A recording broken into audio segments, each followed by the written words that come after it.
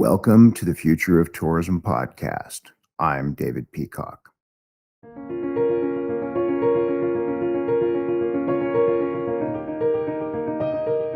Stop owning your own content. Young leaders are stepping up. Bring everyone to the table and imagine their world anew.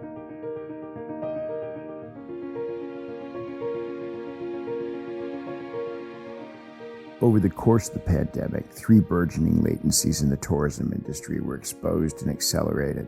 In brief, engagement, equity, and sustainability catapulted from theoretical ideas that were just beginning to take hold to mainstream necessities that would shape this industry for decades to come. Local relevance and the benefit to citizens became a paramount concern for destination organizations. The equity, diversity, and inclusion imperative that was really only beginning to take hold in 2019 was rocketed into the global consciousness by the cataclysmic events of George Floyd's death on May 25, 2020. The resonating roar has been heard and felt around the world.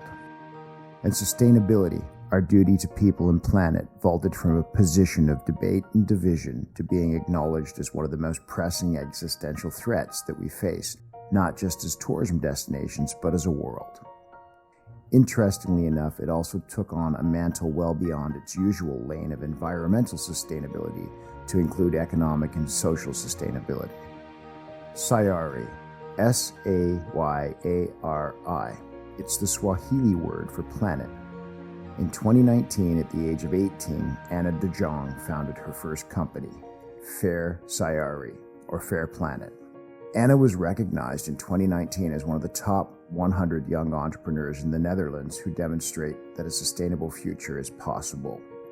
She is part of a cohort of young, intelligent, and dedicated leaders all over the world who have decided to personally make a difference. They are not thwarted by the idea that one person can't make a difference. They are not cowed by the economic resistance that opposes change. And they have, in fact, made a conscious decision to dedicate their lives to making the world a better place based on the principles of equity, sustainability, and inclusion.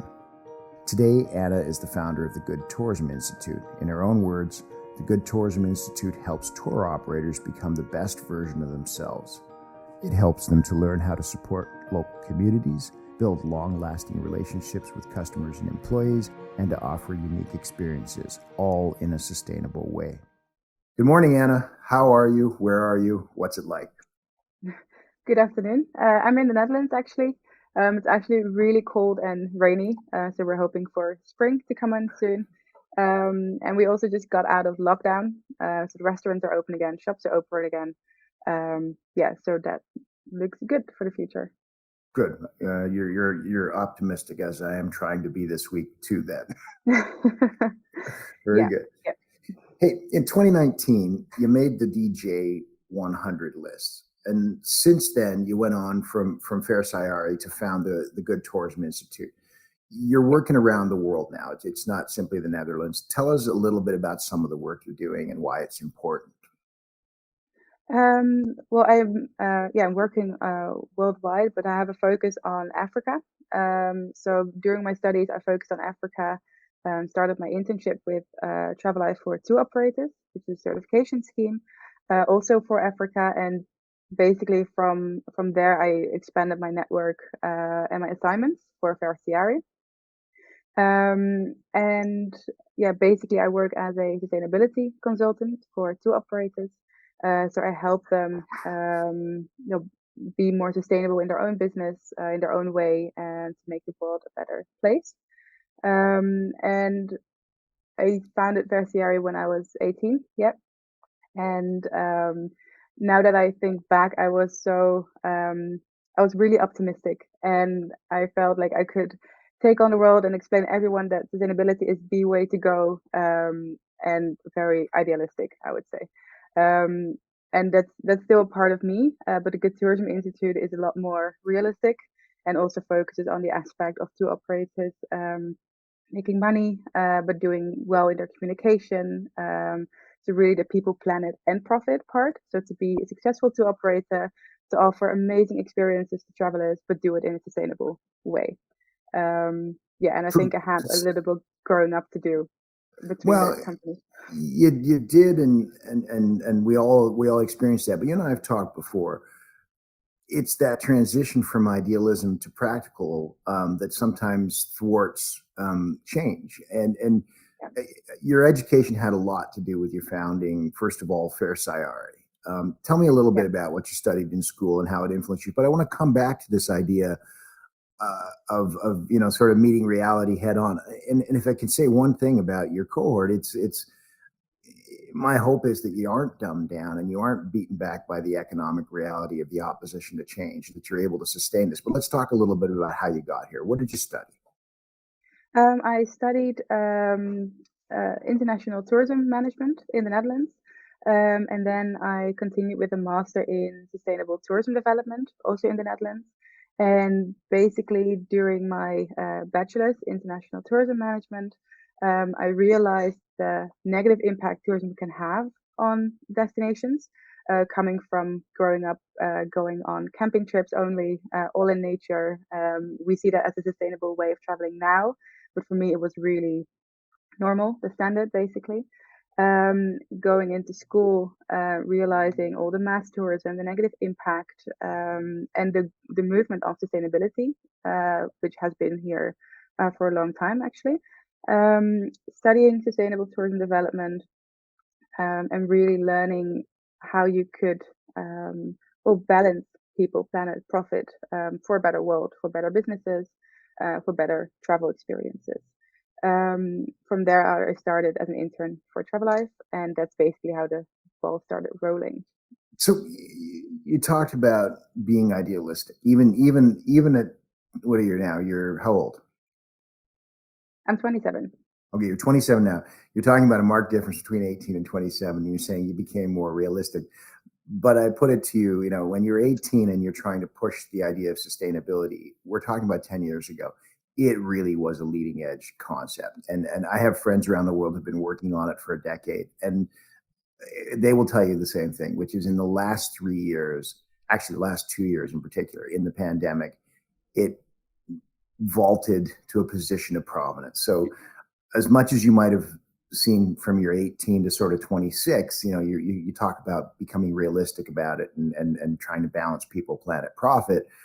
Have you seen the same thing in the last 2 years? Have you seen the idea that because of the pandemic, because of the pressures that were exposed, because of the examples like a Venice and a Barcelona, basically taking stock when their streets were empty as to what tourism meant, that sustainability has become more of a mainstream focus?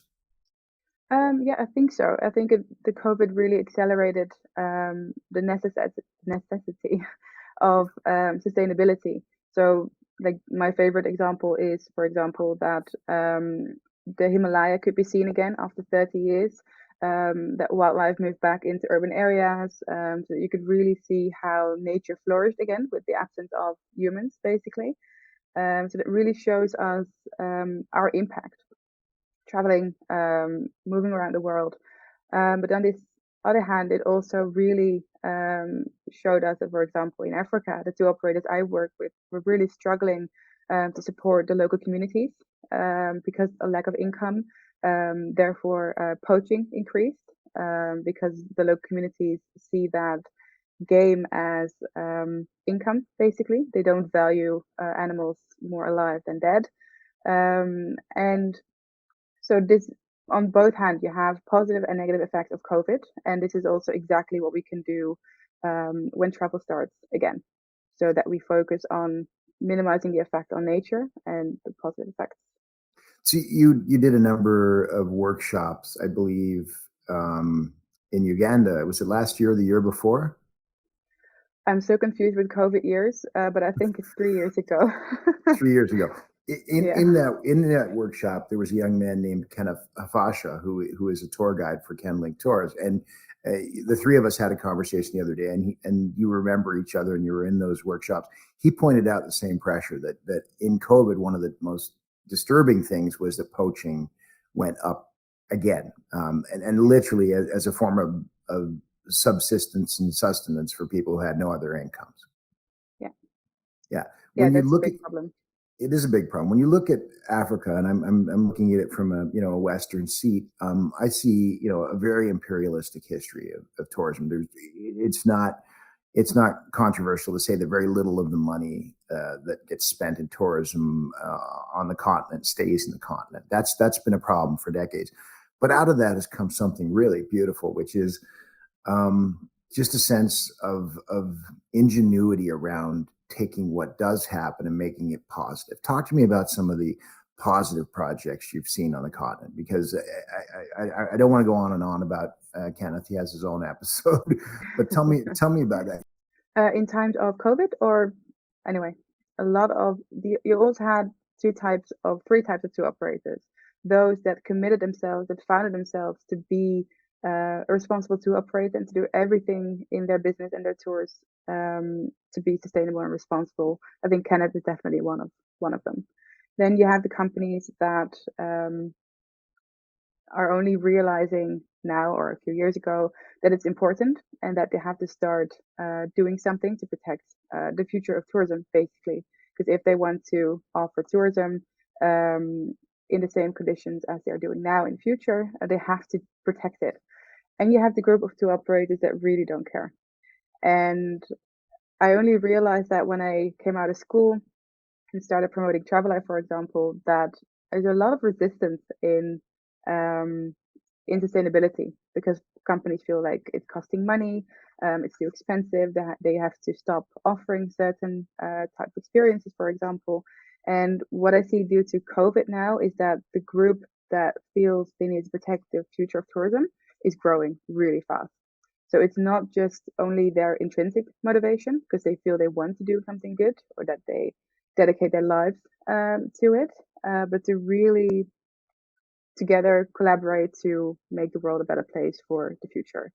You see the big companies, and yeah, I think that's the really good move. And those that are offering, for example, in the Netherlands, you have TUI, you have Sunweb, like the bigger companies that now that they are starting to take steps in CO2 compensation or animal welfare, that will help the mainstream consumer to follow as well.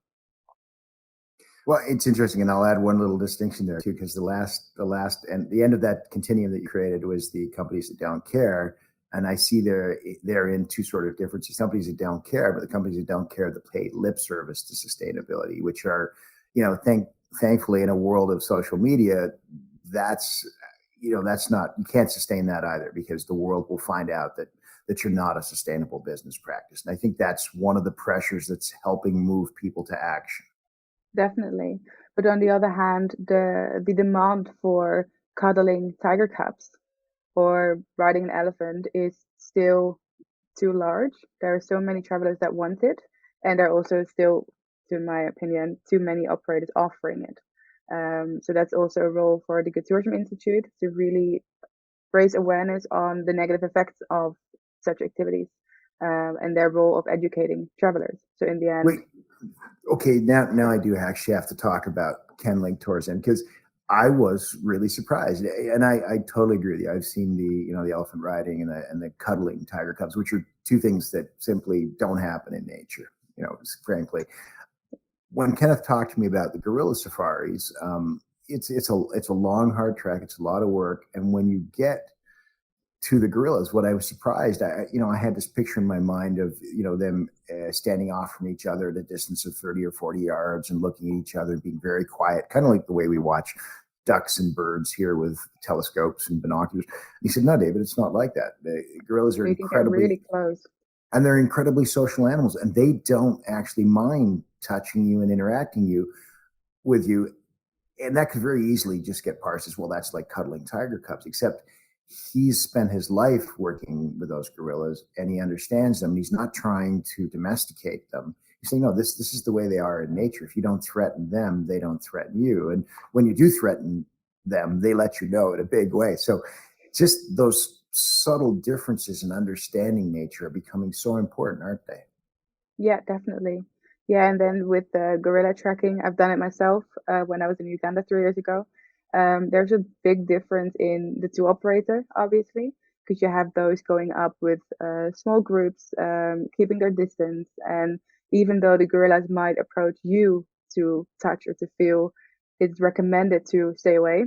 So keep the distance at all times.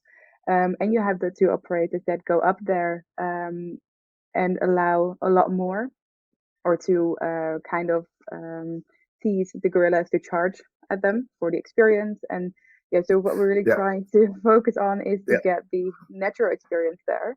And I think it's definitely a responsibility of two operators to provide it. Well, I had a good friend. I'll tell you a story. I had a good friend who is one of the best fishing guides in Algonquin Park, and he's about 100 years old. They call him the last guide, and he looks 100 years old. But he still carries a canoe on his head and keeps up with everybody. But I have a terrible track record of not catching fish, and so he said, "I guarantee you a fish." And so he took me out one day to a spot and throw your line, you catch fish, and sure enough, right away. And I thought, this guy's magic. This guy's just mad. And then he sort of let on me. He says, "Well, no, I this is the one spot where I feed the fish every day. So when you throw your line in, they're ready." And that, Yeah. it was kind of an authentic experience, but it wasn't. And it wasn't until years later when I caught a fish by myself in the wild that I actually figured I had caught a fish. Yeah, exactly. Yeah. And Yeah, but there's such a thin line in, also, for example, you have those whale watching tours or the white sharks tours in Africa, where you have those companies that use bait for the experience, or those that are there for the thrill to actually see one in real life, and you have to wait for it. Yeah. I waited 52 years to catch that fish. It was a momentous occasion. I was by myself and I was literally dancing on the beach. Was it worth it? It was totally worth it. It was totally worth it. Good. So, in this world, then, so much has to change in destinations and destination organizations. And if I could say, from 18 to 28, you get beaten back by the world into practicality. But the last 2 years have sort of changed that. They've opened anew the idea that we really can focus on authentic and sustainable. And I'm seeing that in the traveler too. The traveler, there's always going to be mass market tours, and it's a business, and it grinds on, and I'm not going to cast aspersions on it, but the emergence of the authentic traveler is quite encouraging. But I'm going to ask you this question, and I'm going to ask it because you're young and unfettered, and please, take off any propriety or proper behavior. Just tell me this: what do destination organizations need to do to face the next decade? And I'm asking you in your words, like, what do they really need to do? Well, on the one hand, focus on offering responsible tourism. So to really educate themselves in what they can offer and what they can't do. Also, make sure that they do it in a way that fits their destination. And on the other hand, really raise awareness among customers. So, for example, if you have a destination where elephant riding is popular, make sure you educate them on the negative effects of the elephant ride, basically. So, what happens before you get on and why it's not a good idea. But then also to offer them a really good alternative. For example, watching elephants in the wild, which is a much better experience if you know the background of riding the elephants. So on the one hand, it's taking responsibility in working with sustainable partners and offering sustainable tourism. That also makes it easier for the customer. And then also to educate the customer on how to travel responsibly, because a lot of travelers just have no clue. Well, for example, the word sustainability. If I would ask you and I would ask 10 of the different people, I think we would get 10 different definitions. For some, sustainability only means compensating your CO2 emissions. For the other person, it means donating to a social project. So it's really about what it actually means. And this is also something that we recommend to operators we work with, is that if you can't mention I'm sustainable on your website, because no one would understand what it means for you. So you have to be really transparent and say, like, this is how we do it. This is what our vision is. This is how we want to protect our destination, basically. And that really helps and allows travelers to engage in that. In your own personal ethos of sustainability, and one that's coming into my consciousness now, is sustainability has to be tied to regeneration. And I don't think it necessarily, I mean, first, I think it had a narrower definition 3 years ago. People really think of sustainability, and they were, especially in tourism, they were talking about climate crisis. But this idea of regeneration being essential to real sustainability. You can maintain your garden, but even a garden, in the end, you have to put fertilizer and you have to regenerate. So talk to me a little bit about the regenerative movement and what you're seeing there. I'm a bit hesitant of using the word regenerative tourism as a new trend, because the way I see it, you have ecotourism, responsible tourism, sustainable tourism, good tourism, how we call it. And in the end, it all comes down to the same thing: protecting destinations, working with local communities, making sure there is better places to visit, better places to live in. So to create basically a win-win-win situation where nature is protected, while local communities benefit from tourism, and where the traveler has a really nice, responsible travel experience. And that already includes, in a sustainable way for long term, working with local communities, protecting nature so it's still there in 50 years. And for me, that already includes regeneration. But still, I really like the term, and I think it raises awareness among those that didn't want to be involved in sustainability. So it's now more about giving back and making it better than you found it, instead of just protecting it. So I think it raises a lot of awareness for people who were not involved in sustainability yet. But on the other hand, I think it's just a really nice fancy term to get the ball rolling again for more sustainability. It's funny, you talk about one of your earlier influences in life being camping, and it was a huge influence in my life too. And very early on, you learn leave no trace, right? Leave no trace camping. But then you get beyond that, and I've never tripped with you or any of your peers, but I bet you do the same thing, which is if you're in the middle of a national park and you're leaving no trace, but you find some garbage, you take it with you, even though it's not yours. Yeah, you become a steward of the place, and I'm seeing an incredible movement, and I actually want to talk. I want to talk more about this with you and Kenneth and a fellow named Castro Ambio in another episode. But I'm seeing a lot of that personal responsibility ethos on the continent. I think it's become a microcosm of sustainability, in the sense sometimes we find it really hard to know where to start with sustainability, and we come back to that comment. Can one person make a difference? And it's like, if you pick up a tin can in a national park, is that making a difference? Sure it is, right? Why is it that we see that on the continent so much? Is it because they had so few resources? But I'm seeing a lot more focus on the granular sort of practical steps to sustainability on the continent, almost more than anywhere else. Why do you think that is? And the continent, you mean? Africa. Oh, Africa, okay. Over here in the West, we call that the continent. Okay. I think for them, they always say like Africans don't think about next week. It's very short-sighted, but in practice, I realize it's kind of true. There are always exceptions, but basically they don't think about the next 10 years. They think about the next week, maybe the next month, maybe the next year, but it's very short-term focused. And I think if you focus on practical, for example, taking away that can, reducing plastic in your operations has a direct influence. You can see it directly. They're less working on the future projects. Like if you talk about the scientific aspect, all the research, because the results are way too long term, basically. But you're saying that the granular things they're doing, like reducing plastic and dealing with waste, actually has the long-term effect. They're just not focused on it. It has the long-term effect, but you can also see results really quickly, because if you focus on reducing plastic, you have less plastic in nature, so it gets the ball rolling. And I'm hoping my head is not chopped off after saying this.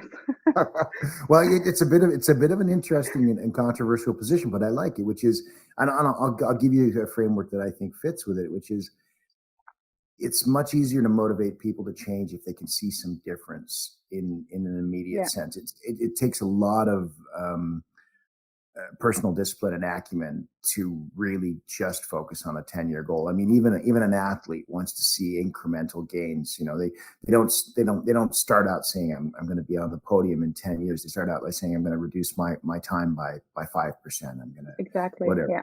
I think it's a really interesting approach. Is that something you bring to the Good Tourism Institute? The idea of A, dealing with immediacy for all its good purposes and its motivation, and B, then using that as a springboard into the conversation about the longer term opportunities that sustainability creates. And I mean, and it's very obvious with someone like Kenneth. He just believes that, you know, that's doable. He also believes that doing that is his responsibility. He feels, I can see it, you know, when I talk to him, he feels responsible for sharing those gorillas in the world with the world in a way that preserves them.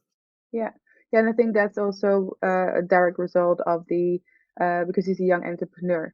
Like you can really see the change also in my friends, my coworker students, that were really focused on making that difference. And it might be idealistic, but still we're making steps. And I think that's yeah, I think that's a huge benefit for now. All right, and then we're going to close out on this one. Given the events of the past 2 years, and given the fact you went from 18 to 28 over the last decade, has any of your idealism sort of been sparked or returned by the events of the last 2 years? This has been a cataclysmic time. It's been very difficult. Oh, definitely. And I think it never really left. But I think in my approach, in talking to tour operators, I really went from you need to be sustainable because it's the only way to because it's the right thing to do, basically, to use it practically. Take the first step. You don't have to go all in if you don't want to. Take do something. And then obviously the end goal would be to have them as sustainable as possible in the end. But it's about the first steps and to create their own mission statement and to really discover what sustainable tourism means for them. Because in sustainability comes quality, unique travel experiences, better communication with travelers, a better connection to local communities, and it really allows the traveler to fully experience a destination. And tour operators will realize that as soon as they take the first steps. So it's yeah. That makes perfect sense. Can you give us an example that we can go and look at or read about in the world where you see the tour operator, the destination organization, and maybe the state or the national organization in really good alignment on stuff like this? A good case example of that somewhere that maybe you've worked with or somewhere you've read about where you're seeing this sort of national, state, DMO, local alignment taking place and a real push towards this idea of sustainable and henceforth regenerative tourism practices? Yeah, so it's not in Africa, but there's a country in Europe, Slovenia, and they've been working with green destinations for years actually.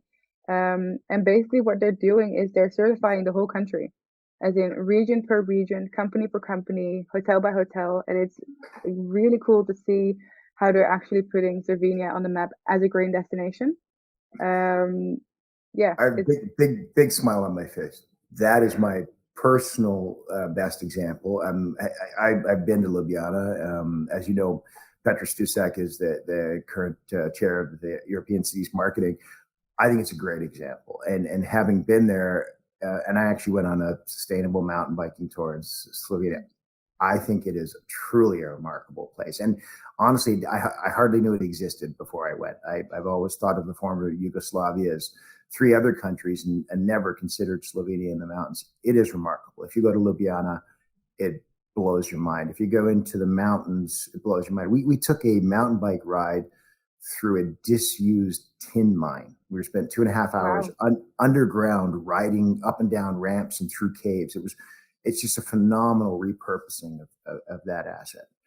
That's a great example. I'm so glad you brought it up, Anna. And I'm sure Liviana and Petra Stusek will be really happy you brought it up as well. All right. Final words to you to share with all our listeners, and they are everybody from destination organizations to tourism companies to airlines to individuals. Any words on the future of tourism that you want to share while you have the mic? Well, I have the mic. Well, basically, our vision would be for every tour operator, DMO, travel agent, but also the traveler, to make more responsible decisions. And it doesn't really matter where to start as long as you start. Sustainability is more than compensating your CO2 emissions or more than just reducing your plastic, but really to translate it in every step of your business. And it might take years, it might take months, depends on the willingness of how you want to change. But in the end, how we call it, good tourism will make your tourism product better, high quality. It will create more connection with your travelers. They will be more involved. You create better places to visit in the destinations itself. Yeah, and it's our responsibility to protect the world. And people are wanting to travel. People are not going to stop flying. So let's make sure that when they travel, they do it well and they do it in creating a positive impact. Anna, it's so inspiring to talk to you. Thank you for doing what you're doing. Will you come back and participate in a four-way conversation with two of our other peers from the African continent? Because I think it would be a really remarkable chat, and I hope to do that sometime in the next couple months. Will you come back? Yes, definitely. Thank you. All right. Have a great day. I guess in your case, have a great evening. Thank you.